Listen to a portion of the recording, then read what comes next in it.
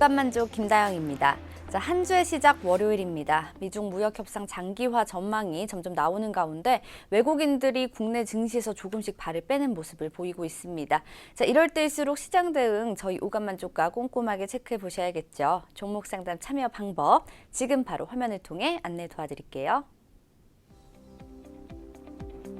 카카오 플러스 친구 오감만족을 친구 추가해 주시고요. 고민 종목, 매수가와 비중, 마지막으로 매수일까지 이렇게 4가지 남겨주시면 상담 접수 도와드리겠습니다. 오감만족의 오는 숫자 5라는 거 꼭 기억해 주시기 바랍니다. 자, 저희 오감만족의 고민 해결사시죠. 김상현 전문가님 모셨습니다. 안녕하세요. 네, 안녕하세요. 네, 자, 미중 무역 협상이 길어질 것이다라는 전망이 나오고 있는데요. 고래 둘 싸움에 국내 증시를 비롯해서 여러 새우 등이 터지고 있는 가운데 양국이 어떤 공격을 할지도 앞으로도 조금 걱정이 되거든요. 네. 오늘 한번 이야기 나눠볼게요. 네, 지금 미국이랑 중국이랑 이제 그 큰 동양고래, 서양고래가 싸우고 있는 가운데 네, 그러니까 우리나라를 비롯한 여러 새우들의 등이 좀 터지고 있는 거 있죠. 그렇죠. 네. 지금 싸우는 동안 지금 증시 하시는 분들도 지금 가장 많이 하시는 말이 고래 싸움에 새우등 터지는 격이다. 이 말 그쵸. 가장 많이 하고 계실 네. 거예요. 그러니까 제가 지금 몇 주째 방송에서 미중 무역 분쟁만 얘기를 하고 있는데 네. 그러니까 이게 지겨울 수도 있지만은 솔직히 이거 말고는 지금 다른 사건들이 없어요. 예, 네. 그러니까 있긴 있겠지만 이거를 덮을 만한, 이걸 이길 만한 없어요. 사건이 네. 없어요. 그래서 이제 이것들이 앞으로도 계속 장기화가 될 게 거의 확실시 되기 때문에 네.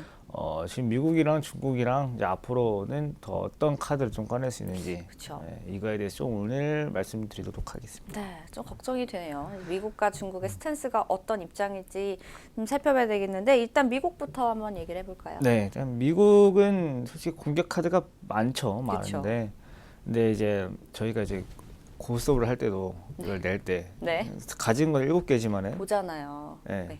그래도 이걸 낼 때 내가 이거를 당장 저걸 먹으면 먹을 수는 있겠지만은 네. 그 뒤에 또 다른 변수가 생기지 않을까 고민을 많이 하잖아요. 맞아요. 먹을 건 하나밖에 없으면서, 네. 먹을 건 하나밖에 없는데 고민을 하게 돼요. 그렇죠. 똑같은데 애도 지금 낼 수 있는 카드는 정해져 있고 뭘 내야 되는지는 알겠지만은 그게 이제 결정타가 낼지, 그러니까 이걸 먹고 날지 네. 아니면 쌀지 그걸 모른다는 거예요. 네. 그래서 그게 함정 카드가 될지 조금 더 체크를 해봐야 되는데 일단 대표적으로는 지난주에 했었죠. 화웨이. 네, 그쵸. 미국에서 이제 화웨이를 제재를 했는데 내용이 미국에서는 앞으로 화웨이를 쓰지 말라 이런 거는 아니고 네. 미국의 이제 정부 기관들이잖아요. 이제 그쪽에서는 화웨이 장비들을 이용하지 못하게. 그러니까 화웨이뿐만 아니라 중국의 5대 기업에 대해서 제품을 제한을 한 건데요. 네네. 근데 이제 이게 정부 기관뿐만 아니라 미국 내 모든 기업들은 화웨이를 쓰지 마라. 네. 아니면은 미국과 동맹에 있는 여러 국가들은 쓰지 말라. 네. 또는 더 크게 화웨이를 쓰는 나라는 우리나라랑 거래를 하지 마라. 않겠다. 이런 식으로 나와버리는 수가, 그것도 공격 카드가 될 수가 있거든요. 그렇죠. 근데 이제 이게 이렇게 하면은 화웨이 입장에서는 당장 안 좋겠죠. 그렇죠. 근데 이게 미국에서도 그렇게 막상 하지 않고 고민을 하는 이유가 뭐냐면은 일단은 말을 안 듣는 나라가 있을 수도 있어요.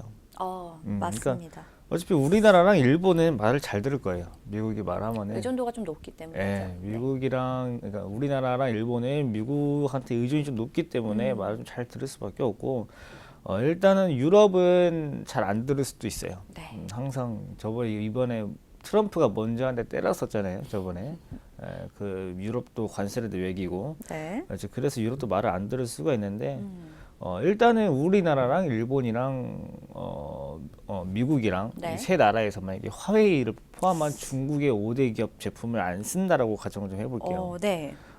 일단 좀 실감이 좀 안 나시겠지만은 네. 우리나라에서 삼성전자는 제외하고 5대 기업이라고 하면은 현대자동차그룹, 네. SK그룹, LG그룹, 롯데그룹, GS그룹 이렇게가 있거든요. 네. 이 중 하나가 좀 망했다고 생각을 해보시겠어요?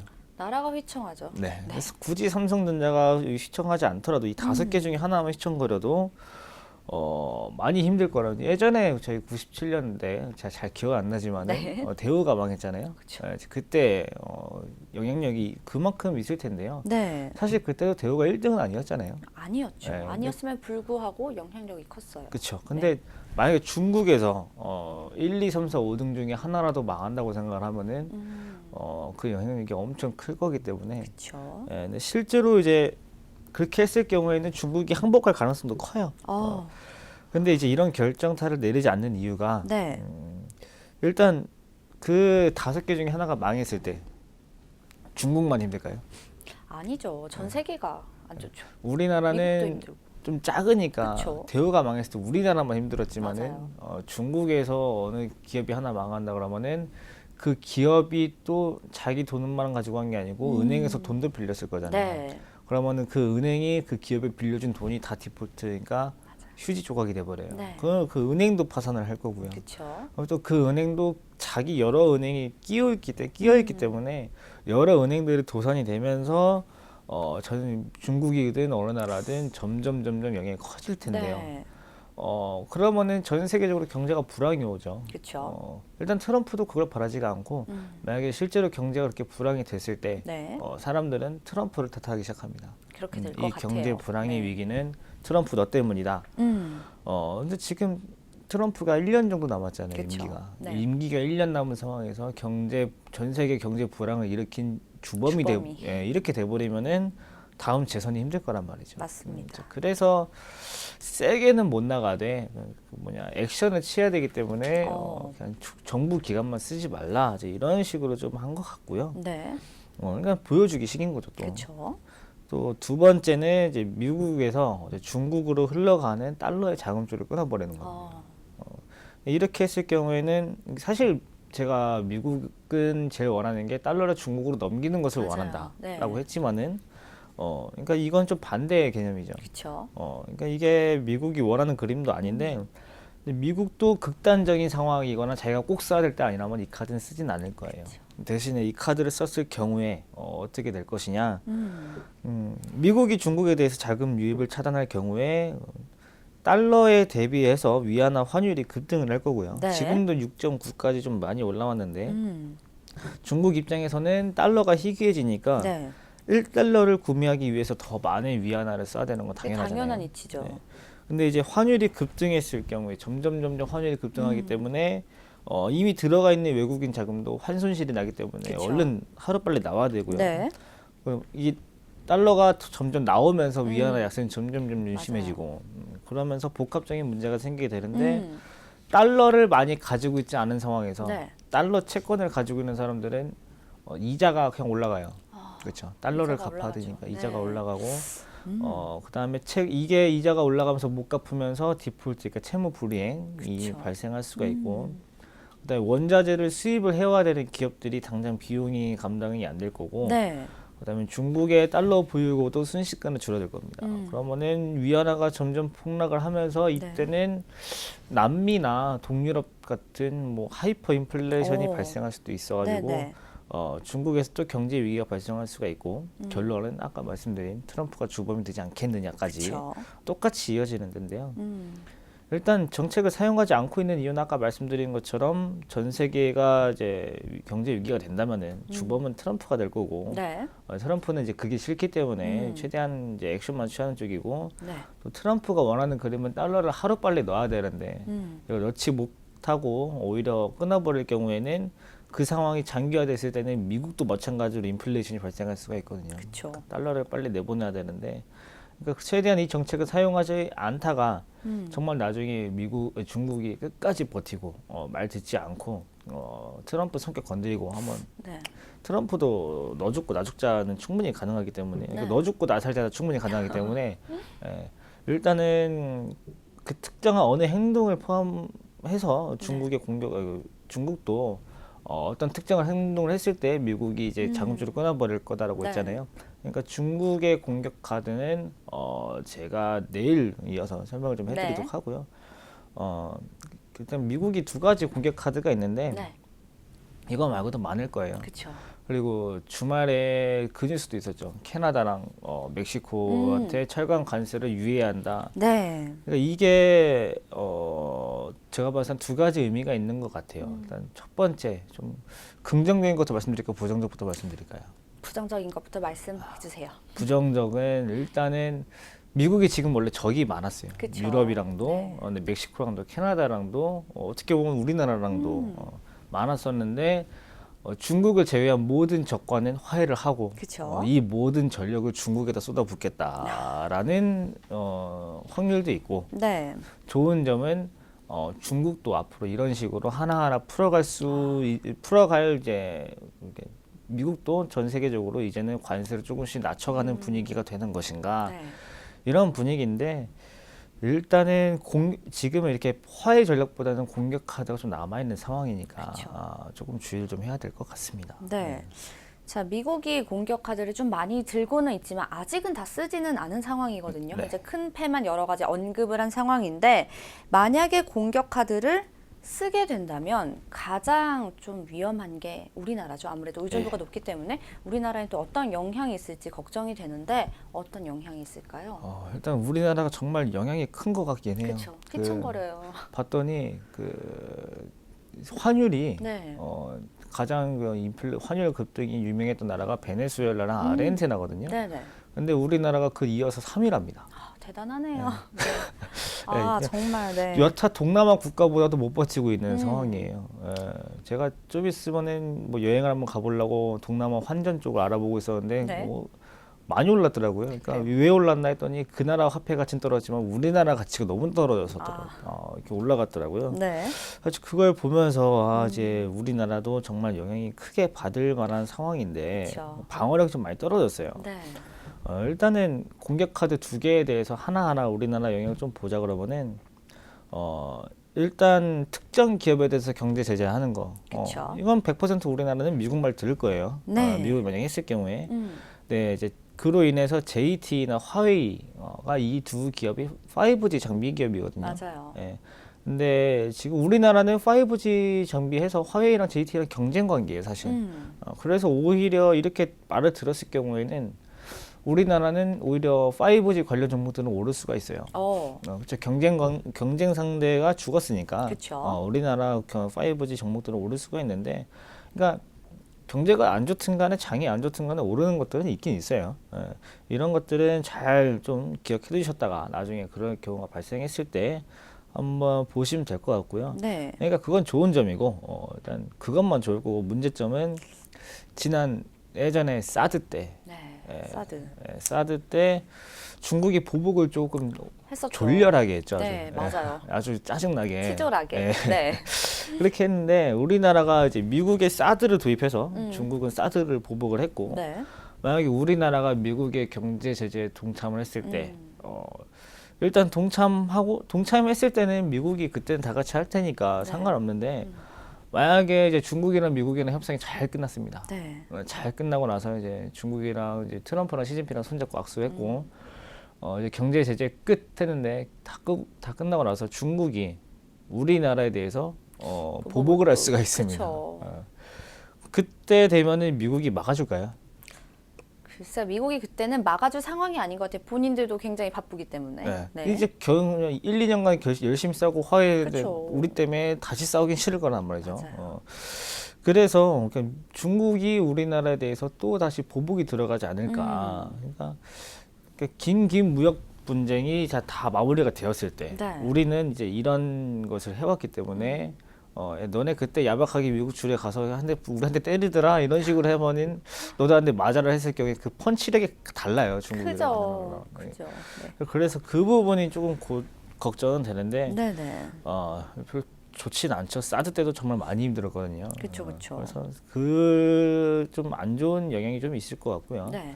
이제 두 번째는 이건 조금 큰데, 네. 그러니까 우리나라가 아까 말씀드린 것처럼 아르헨티나, 터키, 네. 베네수엘라 여기 이어서 가장 환율이 빠르게 급등하고 네. 있는 나라인데, 그러니까 아까 말씀드린 것처럼 중국 위안화가 급등을 했을 경우, 그러니까 위안화가 절하돼서 위안화 달러 환율이 급등했을 경우 우리나라는 더 환율이 급등할 겁니다. 네. 우리나라 원화는 위안화랑 같이 움직이는 영향이 있어가지고요. 아마 환율이 지금 1,200원 근접해 있거든요. 그쵸. 1,189원, 94원 이 사이 좀 왔다 갔다 하고 네네. 있는데 이게 1,600원, 1,800원까지 급등할 수도 있을 것 같아요. 만약 그런 상황이 벌어진다 그러면 위안화까지 그렇게 폭락할 경우에는 네. 환율이 1,600원, 1,800원 이 수준이면은 우리나라 IMF 때입니다. 맞아요. IMF 수준 때 환율이고요. 이랬을 때는 우리나라는 솔직히 베네수엘라나 아르헨티나 이런 나라랑 다르게 달러를 많이 가지고 있어요. 보유를 좀 하고 있죠. 예, 제가 예전에 차트도 좀 보여드렸었는데 외환 보유고가 일단 많고 네. 그건 그냥 소득이 지금 줄어들어도 내가 지금 가진 통장에 잔고가 많기 때문에 네. 지금 당장 힘들어도 어느 정도 커버는 되죠. 통장에서 돈 빼서 쓰면 되기 때문에 네. 버틸 수는 있지만은 그렇죠. 근데 어찌됐든 적자 상황이라는 게 좋지가 않죠. 맞- 좋지가 않고 맞습니다. 그다음에 우리나라는 아르헨티나랑 다르게 단기 외채 중국이랑 다르게 단기 외채가 조금 외환 보유고 대비 튼튼한 상황이어서 네. 회복은 금방 가능하겠지만은 음. 그 단기적인 충격에 몇몇 기업들이 분명히 문을 닫을 거예요. 우리나라 중소기업도 워낙 많죠. 예, 이제 네. 그런 기업들이 한두 개씩 문을 닫다 보면은 그쵸? 전체적으로 경제라는 게 분위기가 중요한데 네. 그 분위기가 전체적으로 죽을 수가 있어가지고요.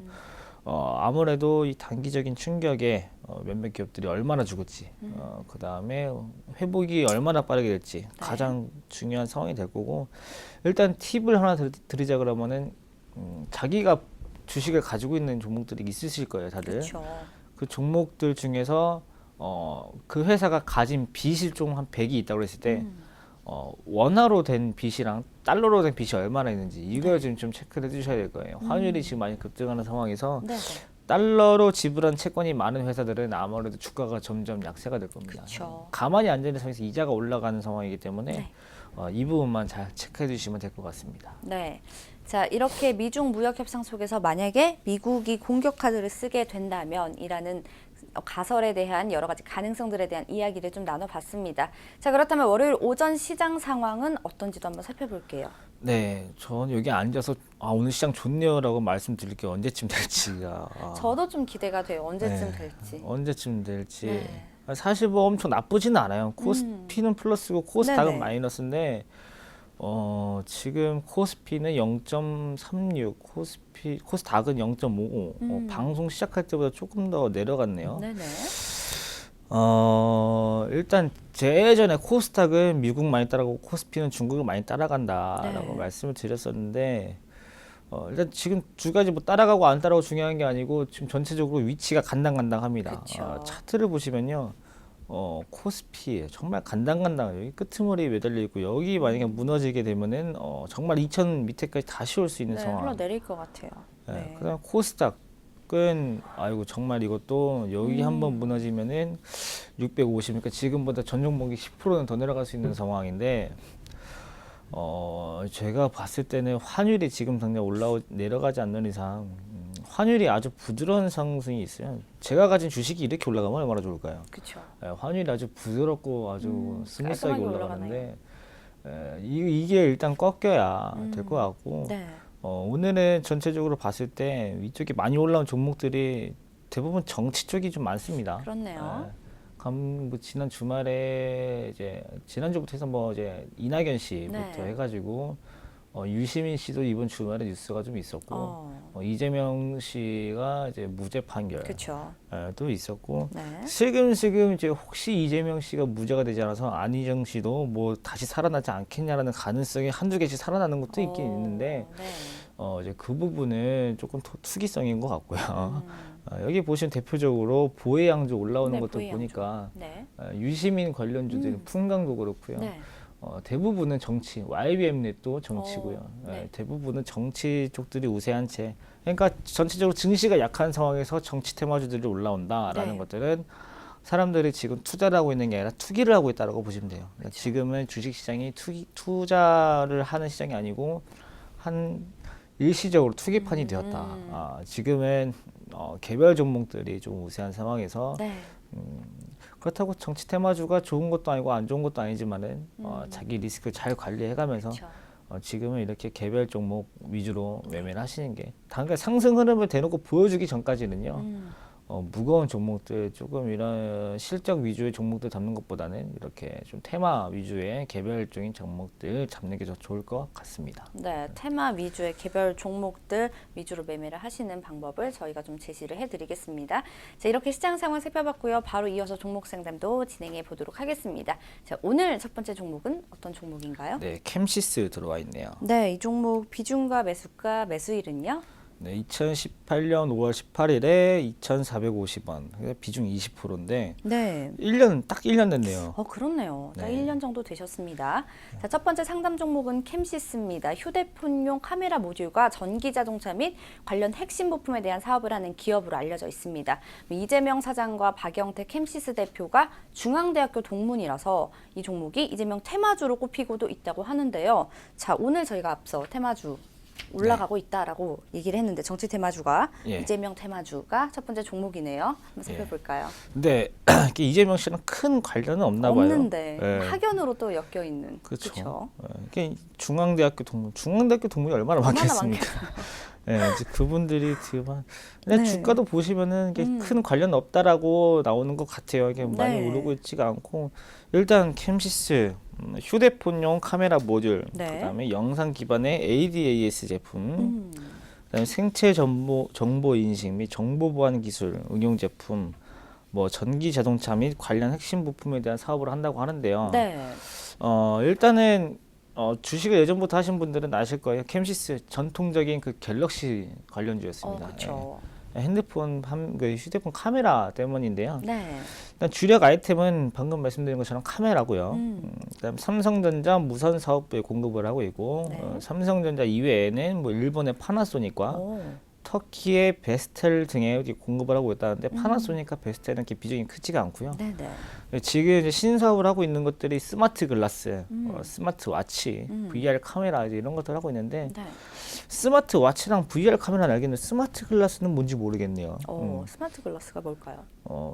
제가 지금 대충 생각할 때는 유리판에서 광고 나오는 거 이제 그런 건가지 않을까 싶은데 네. 이게 비슷하게 G 스마트 글로벌에서 하고 있는 사업이랑 비슷한 거 아닌가라는 생각은 들어요. 네네네.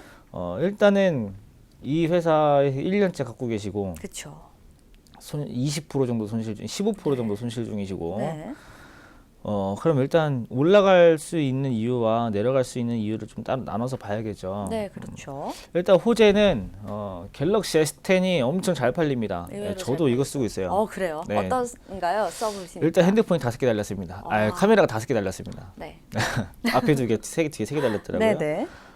그 뒤로 사진은 한 장밖에 안 찍어봤어요. 그래요. 소용이 없네요. 네, 수영은 없고요. 네. 저 말고 이제 여성분들이 많이 찍으시겠죠. 그쵸. 네. 일단 1분기에 사상 최대 매출을 찍었다고 합니다. 네. 그다음에 2018년도에는 연간 매출이 사상 최대였고 네. 손익 계산서상 좋습니다. 그러니까 재무제표가 좋은 게 아니고 손익 계산서가 좋습니다. 네, 손익계산서가. 네. 그다음 신사업인 초소형 전기차 세보 C가 생각보다 흥행 중. 그 세보 C가 제가 뭔가 봤는데 네. 그 차가 요만합니다. 이만해요? 네, 차가 요만하고 되게 작네요. 2인용이고 시속이 60km도 안 나가더라고요. 그러니까 그거 같아요. 그 골프장에 가면은 그 타고 다니는 차 있잖아요. 네네. 그렇게 생겼더라고요.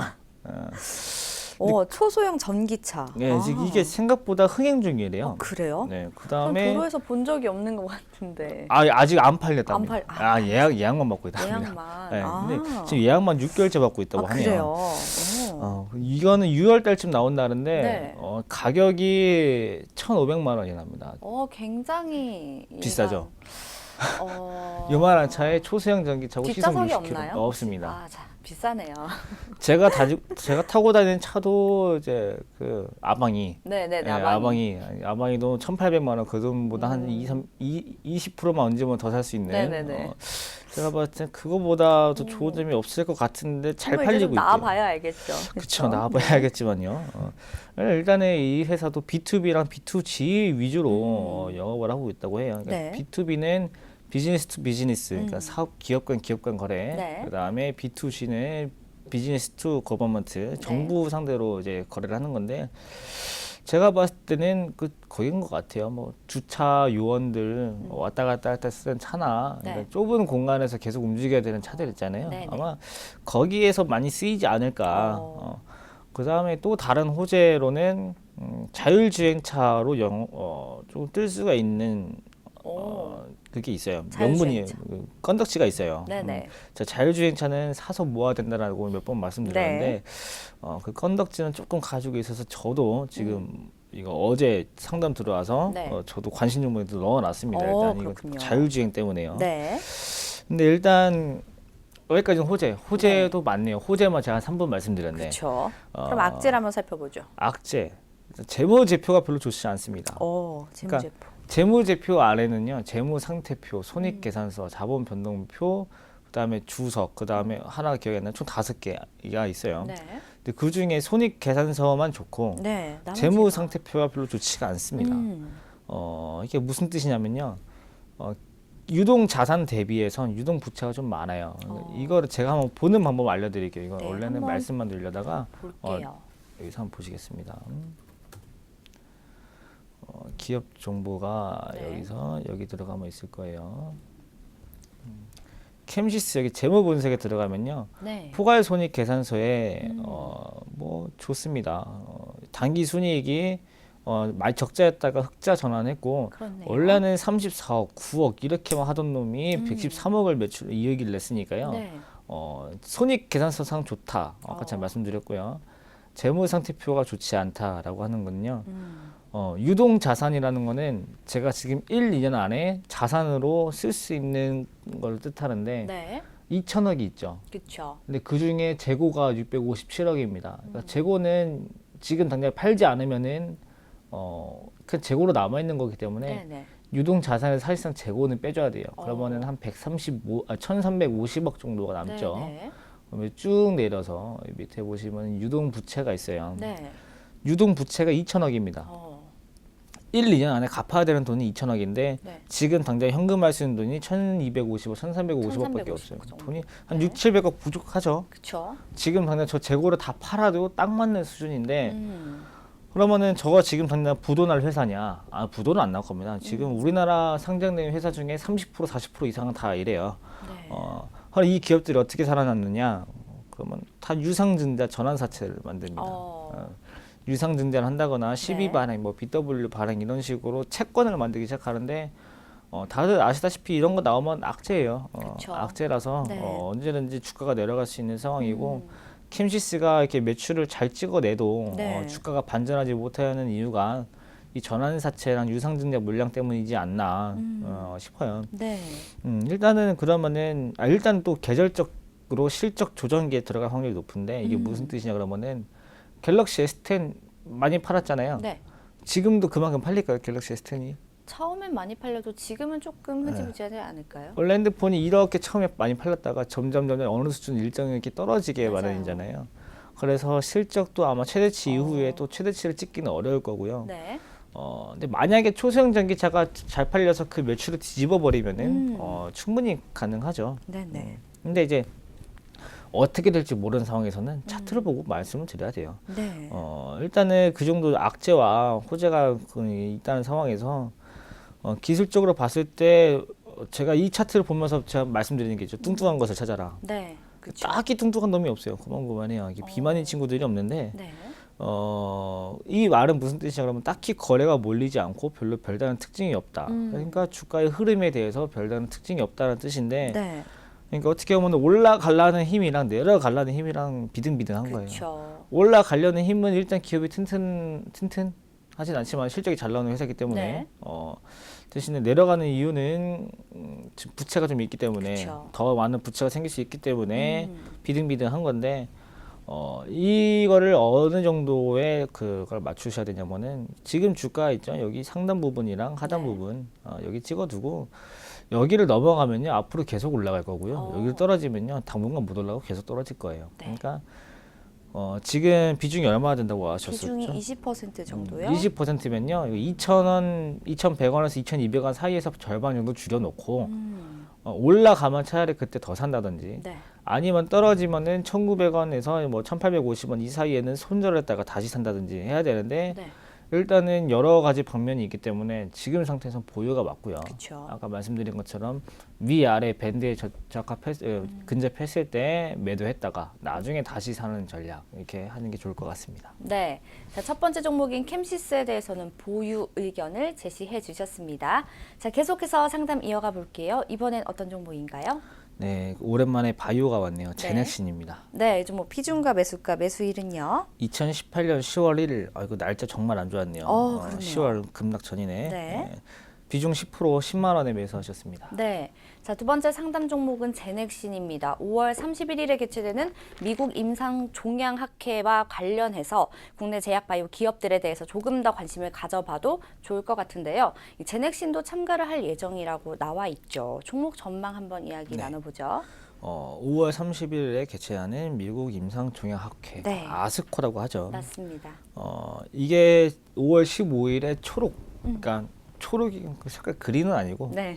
처음 초자에 그 네. 기록할 그 로게 해가지고 초록인데 유한 양행이랑 한미약품, 삼성 바이오 에피스, 그다음에 오스코텍, 제넥신, 네. HLB, ABL 바이오 이렇게 올라온다고 하는데요. 네.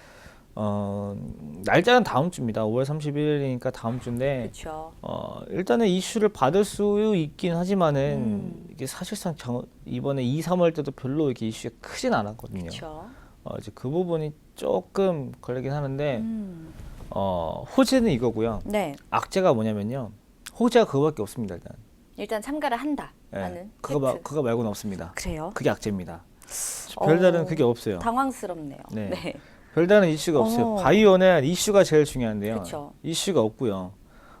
일단은 재무가 빨간색인 건 당연지사고요. 제약바이오는 뭐 재무는 어쩔 수 없는 것 같아요. 그렇죠? 예, 걔는 어쩔 수가 없어요.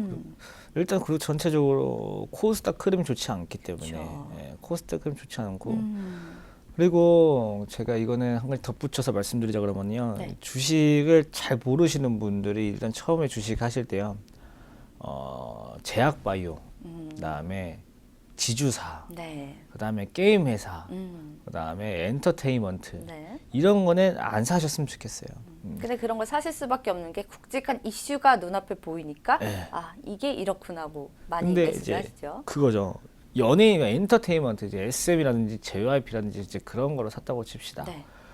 지난번에 승리 게이트 그렇죠. 그거 일어날 줄 누가 알겠습니까? 아무도 몰랐죠. 아무도 몰라요. 네. 그냥 그거는 사람의 문제고요. 그다음에 어떤 연예인이 새로 준비 중인데 그 연예인 잘 될까요, 안 될까요? 그것도 모르죠. 꼭 나와봐야 잘생긴다고 되는 것도 아니고 못생긴다고 안 되는 것도 아니에요. 솔직히 우리 BTS 많은 팬분들 있잖아요. BTS 분이 외모가 엄청나게 뛰어나서 왜 인기 말을 많은 건 아니잖아요. 더듬으시죠? 무서워가지고 말을 많이 네, 이거 입술이 많이 흔들리시는데. 뉴스를 봤는데 네. 그 BTS가 억뷰가 20편이 나왔다니 맞아요. 네. 좀 많이 무섭게 하네. 일단은 솔직히 외모상 순위가 있는 것도 아니고 외모로 순위가 있는 거라 그러면은 찾기 쉽겠지만 그런 것도 아니고. 뭐 다양한 복합적인 게 있죠. 뭐 음악적인 거라든지 아니면 외모 아니면 뭐 다른 그쵸. 네, 대외 활동이라든지 그리고 아무도 모르는 거예요. 이제 그런 거 전혀 알 수가 없고 네. 그다음에 지주사. 그렇죠. 제가 저번에 SK 케미칼이었네. 그거 하면서 정말 이 많은 사업들 중에 어떤 게 호재가 되고 악재가 될지 모르는데 네. 이건 나도 모르겠는데 초보자분들이 어떻게 하실래요? 라고 했잖아요. 네. 그러니까 이렇게 누구도 알 수 없고 도박성이 심한 종목들은 웬만하면은 네. 안 하시는 게 좋아요. 그러니까 어, 이런 것들은 그냥 기술적 분석, 그러니까 차트 공부 많이 하신 분들이 그냥 단타로 치고 빠지고 이렇게 하기로만 하셔야지. 네. 지금 이거를 지금 반년째 고가에 물려서 가지고 계실 만한 그쵸. 종목이 아니에요. 네. 10만 원이면요. 제가 지금 차트 켜놓은 거에 안 보여요. 네. 그러니까 안 과거로 돌려야지 10만 원 여기 있네요. 10만 원이 나오는데 기를 한번 해보죠. 10월 1일이면은 하락의 시작점에서 하셨네요. 네. 왜 들어가셨을지 좀 궁금해지네요. 차트를 보니까. 아마 차트를 공부하신 분이라면은 올라와서 조정 나와서 이제 반등하겠지라는 것을 사실 수도 있지만 차트를 공부하셨으면은 이 자리에선 파셨어야죠. 네. 근데 이제 그게 아닌 것 같고요. 그냥 네. 일단은 충분히 지금 가격이 68,000원이면요. 예전에 장 폭락했다가 반등 나온 구간이기 때문에 네. 지금 당장 뭐 손절을 하실 필요는 없을 것 같고요. 지금 당장 반등을 한다는 가정은 일단 그 전에 제가 차트 키만 가장 먼저 하는 거 뚱땡이를 찾아라. 네. 딱 하나 있네요. 여기는 이 놈. 이 놈 딱 하나 하나 있는데 있네요. 빨간 놈은 이제 위아래 선을 그어보고요. 이 위에 거 뺄 필요 없고 이 밑에서 어이구. 지금 가격대가 지금 당장 오늘부터 주가가 오른다라는 가정입니다. 네. 그럼 73,000원에서 1차적으로 82,000원에 2차적으로 저항이 나올 수가 있어요. 그러니까 네. 이 부분에서는 비중을 조금씩 줄여 가셔야 되시고요. 만약에 82,000원 위에서 잘 안착을 해주고 거래량이 나온다라 그러면은 더 올라갈 수가 있어요. 근데 네. 지금 당장 코스닥 상황이 좋지 않기 때문에 그렇죠. 웬만하면 이 종목은 올라가면 반등시 매도한다라는 가정하에 가지고 계시고요. 네. 근데 반등이라기보다는 82,000원이면 거의 흐름이 상승이 나와야 됩니다. 반등이 아니고. 그렇죠. 그러니까 당분간은 한 앞으로 몇 개월은 더 보유하셔야 되시고요. 일단은 매수가까지는 못 올라올 것 같아요. 올라올지 이렇게 솔직히 모르겠는데 네. 일단 손절을 생각할 단계는 지나셨고 네. 아까 말씀드린 것처럼 1차 저항, 2차 저항 나올 때까지는 잘 지지해주지 않, 잘 뭐 더 빠지지 않는 이상은 보유해 주셨다가 나중에는 추가 매수로 되겠지만은 전체적으로 투자를 권유할 만한 회사는 아니니까 보유 의견만 좀 드리도록 하겠습니다. 네. 자, 두 번째 종목인 제넥신에 대해서는 일단은 현재 시점 보유 의견 또 제시를 해주셨습니다. 자, 계속해서 다음 종목도 살펴볼게요. 이번엔 어떤 종목이죠? 네, 클리오네요. 네, 이 종목 비중과 매수가, 매수일은요? 2019년 5월 10일 최근이시고요. 네. 2만 원에 15% 사셨습니다. 네, 자, 세 번째 상담 종목은 클리오입니다. 색조 화장품이 굉장히 유명하죠. 저도 여러 개 좀 사용해본 경험이 있는데 요즘 길에서 클리오 매장 찾기가 조금 어렵더라고요. 이 종목이 좀 분위기가 좋지 않은가요? 지금 매장이 잘 안 보인다. 저는 솔직히 관심이 없어서 화장품 회사에. 어떤 매장인지도 모르시죠? 그러니까 가끔 기억은 나요. 그 대문자로 CLIO 있는 네, 거, 맞아요. 검정 글씨로 네네. 맞는 것 같은데 원래 매장이 많았었나요? 그러니까 매장이 예전에는 한창 딱 색조 붐일 땐 굉장히 많았어요. 대학가 앞에 가면 꼭 하나씩은 있었는데 이제는 조금 다른 브랜드에는 밀리는 게 아닌가 이런 생각도 들거든요. 한번 살펴볼게요. 이 종목을 제가 봤더니 네. 색조 화장품에 강점이 있는 회사, 그다음에 맞아요. 로드샵이 많던 회사다. 근데 요즘은 온라인 중점으로 전환 중이다. 이 부분은요, 제가 예전에 네. 방송에서도 언급해드렸었는데 그 미국의 증권회사에서 실수한 게 있어요. 미국의 증권회사에서 그 빅토리아 시크릿인가 그 속옷 회사 있잖아요. 있어요. 유명하죠. 이제 그 회사가 길거리에 이제 로드샵이 많이 철수를 했기 때문에 그 회사가 실적이 안 좋게 분석을 했더라고요. 그래요? 근데 빅토리아 시크릿은 실제로 실적이 올라갔습니다. 그 이유가 뭐냐면은 로드샵을 운영했던 비용을 줄이고 인터넷으로 많이 팔았기 때문에 오히려 재무제표가 좋아졌었는데요. 그러니까 증권사에서는 안 좋게 예상했지만은 실제로는 좋았던 거. 네. 이런 부분을 보면요. 오히려 로드샵을 정리하는 것들은 제가 봤을 때는 호재고요. 그렇군요. 요즘은 제가 저번에 말씀드린 건 똑같은 건데 로드샵의 그 기준이 좀 바뀌었습니다. 어떻게 바뀌었죠? 예전에는 장사가 잘 되는 회사가 여기저기 체인점을 늘리면서 확장을 했던 맞아요. 구조인데 지금은 장사가 잘 될수록 이 체인점 개수를 줄이고요. 오히려 새로 신사업을 하는 회사들 있잖아요. 이번엔 새로 이제 창업을 하는 친구들. 네. 그분들이 인터넷으로 일단 장사가 잘 되면요. 마케팅으로서 길거리에 세웁니다. 그러니까 여성분들이 자주 입으신 뭐 난닝구, 그 속옷 말고요, 브랜드. 네, 옷 브랜드. 난닝구라는 브랜드. 네네, 맞아요. 여러 가지가 있죠. 그 로미스토리인가부터 네, 해가지고요. 그것도 있죠. 이제 여러 가지도 원래는 인터넷 전문 쇼핑몰이었지만은 네. 요즘 백화점에도 들어갑니다. 입점돼 있더라고요. 요즘에 로드샵을 새로 차리고 있지만은 기존에 원래 있던 회사들은 로드샵을 철수하고 네. 이제 재무제표를 개선하는 오. 이미 마케팅은 이제 이 클리오라는 회사를 저 빼고 이제 알만한 사람들은 안다. 그러니까 일단 악재는 아니고 호재로 작용할 호재다. 가능성이 더 많다. 네. 네. 근데 이제 그거 말고는 딱히 내세울 게 없습니다. 그렇군요. 아직까지 장사가 잘 되는지 안 되는지 모르기 때문에 네네. 지금 클리오 지금 차트를 보시면요. 차트 볼게요. 예. 이렇게 보면은 아주 부지런히 올라왔습니다. 오, 그렇네요. 아주 좋게 올라왔. 차트 좀 크게 볼까요? 네. 많이 내려왔다가 네. 이제 반등하고 있는 구간인데요. 그렇네요. 아마도 이 부분은 로드샵을 정리하면서 이제 그 부분이 주가에 반영이 돼가지고 올라온 것 같은데요. 네. 이 이상 이제 반영은 됐고 지금보다 더 올라가려면요. 로드샵을 더 줄이든가 그거 말고 더 다른 호재가 나와야 됩니다. 근데 그거 말고는 별다른 호재가 없기 때문에요. 네. 지금 매수가보다 조금 수익 중이세요. 한 그쵸. 20% 3% 정도. 네. 제가 봤을 때는 굳이 가지고 계셔야 되나. 일단 제가 봤을 때 뚱뚱한 거 많이 보이죠? 네, 이 친구 전체적으로 비만입니다. 아, 전체적으로 비만인데 그럼 제가 선을 똑같이 그어볼게요. 네. 여기, 그다음에 네. 여기, 여기. 굉장히 눈이 좀 아파졌어요. 네, 눈이 좀 아파졌어요. 많네요. 근데 지금 주가가 저 선 위에 있습니까? 밑에 중간에 있습니까? 위쪽에 많이 있죠. 예. 그러니까 지금 보시면은 여기 위에 올라가 있는 게 아니고 중간에서 조금 살짝 네, 위쪽 부분이란 맞아요. 말이죠. 이 부분은 제가 봤을 때는 이미 한번 깨진 거예요. 원래는 이 종목이 계속 반등하려고 그러면요. 4월 15일 날 만들었던 이 비만 친구 이후에 여기 4월 19일 날 비만이 나왔죠. 네. 이 이후에 올라갔었어야 되는데 못 올라온 것들은 지금 이제 슬슬 힘이 좀 딸린다. 힘이 좀 딸린 단계고 추가적으로 봤을 때 이거 지금 주식 차트 공부하시는 분들 기초예요. 추세선, 네. 지지선 이렇게 그리고요. 저항선 이렇게 그리겠습니다. 그러면은 이미 지지선 이탈했어요. 그렇죠. 이탈했고 아까 말씀드린 것처럼 4월 19일 이후에 반등을 했었어야 돼요. 네. 그러니까 차트 공부할 때 이것 전공 공부 여러 가지 하시는 분들이 있는데 어차피 결론은 한 군데로 가게 되어 있어요. 아까 말씀드린 것처럼 뚱땡이 위로 분석을 하나, 지지선 추세 저항선으로 분석을 하나, 4월 19일이 중요했다는 거, 그 이후에 반등 못했기 때문에 지금은 이 선 부근에 왔을 때 팔아야 된다라는 거. 네. 그러니까 원래는 최적의 매도 타임은 5월 14일. 그 이후에 최적의 반등 타임은 아무래도 나올까요? 나오지 안 나올지. 나와야지 이제 저에게 상담 주신 분이 굉장히 좋을 것 같은데 좀 지켜봐야 될 것 같습니다. 아무래도 22,000원이 오면은 땡큐 하고 파셔야 되고요. 그쵸. 일단은 더 이상 떨어지게 된다 그러면 매수가 이상에서는 네. 그러니까 가격대로 보자 그러면은 한 25,500원에서는 손절을 하시는 익절 익절 하시는 네. 게 좋을 것 같습니다. 네. 자, 세 번째 종목인 클리오에 대해서는 익절가죠. 25,000원 제시를 해주셨습니다. 자, 오늘 이렇게 세 종목 상담 도와드렸고요. 함께해 주신 김상현 전문가께 인사드릴게요. 감사합니다. 감사합니다. 네, 생방송으로 진행된 오감만족 저희가 준비한 순서는 여기까지입니다. 종목 상담 접수 방법 다시 한번 안내 도와드릴게요. 카카오 플러스 친구 오감만족을 친구 추가해 주시고요. 고민 종목, 매수가와 비중, 마지막으로 매수일까지 이렇게 4가지 남겨주시면 상담 접수 도와드리겠습니다.